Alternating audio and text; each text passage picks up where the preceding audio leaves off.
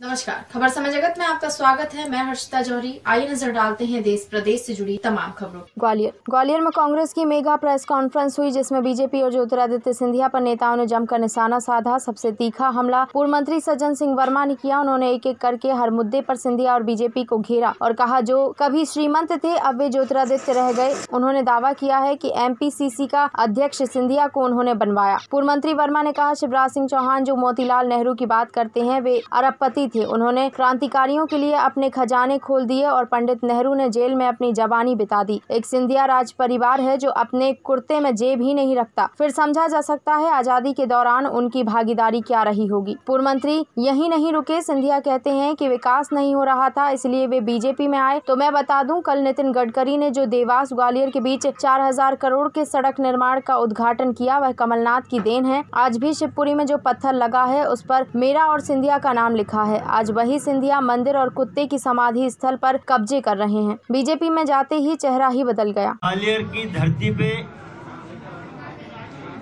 शिवराज सिंह चौहान और ज्योतिरादित्य जो बोल के गए हैं, दो बातें उनका मैं जवाब आपके सामने रखना चाहता हूं।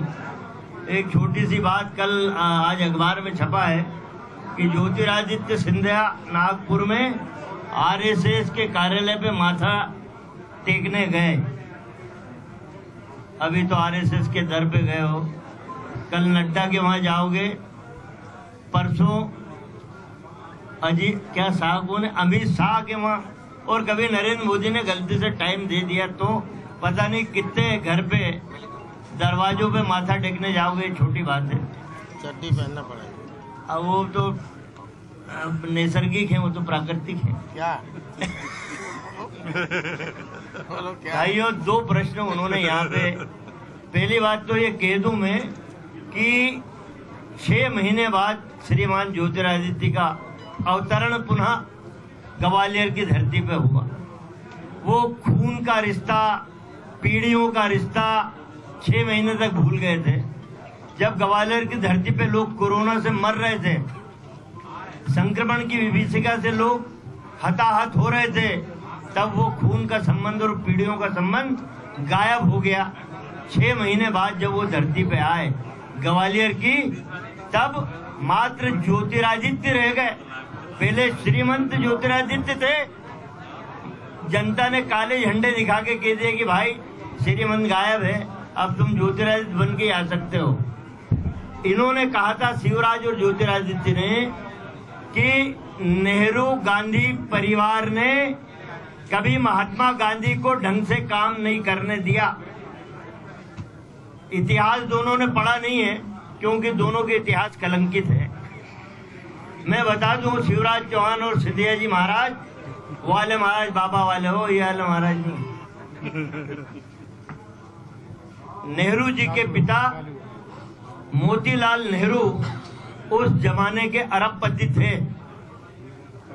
उन्होंने स्वतंत्रता संग्राम सेनानियों को कहा था, कांग्रेस चलाने के लिए कहा और स्वतंत्रता के संग्राम के लिए कहा कि ये खजाना अरबों रुपए का, स्वतंत्रता का संग्राम रुकना नहीं चाहिए एक क्षण भी। ये करोड़ों अरबों की संपत्ति, ये खजाना तुम्हारे लिए है।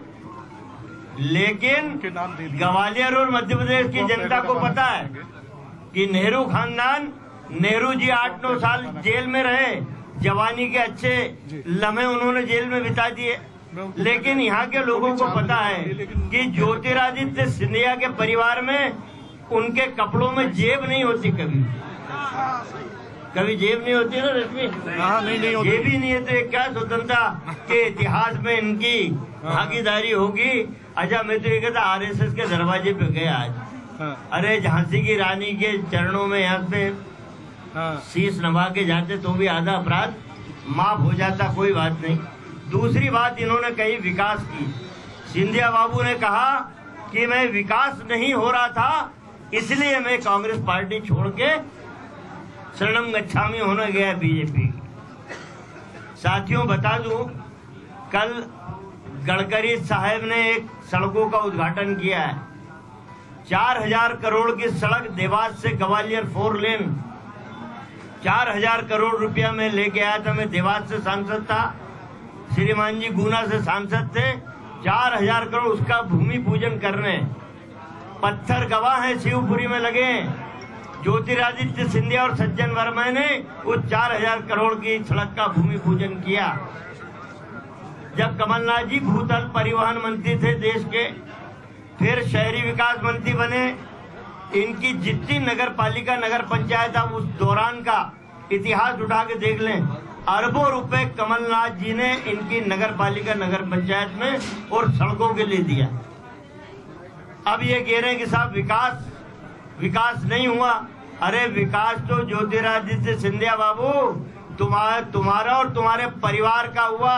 अरे तुमने तो मंदिर की जमीन तक नहीं छोड़ी, रोकड़िया मंदिर की जमीन तक नहीं छोड़ी। अरे वो तो ठीक है, कुत्ते की समाधि भी नहीं छोड़ी।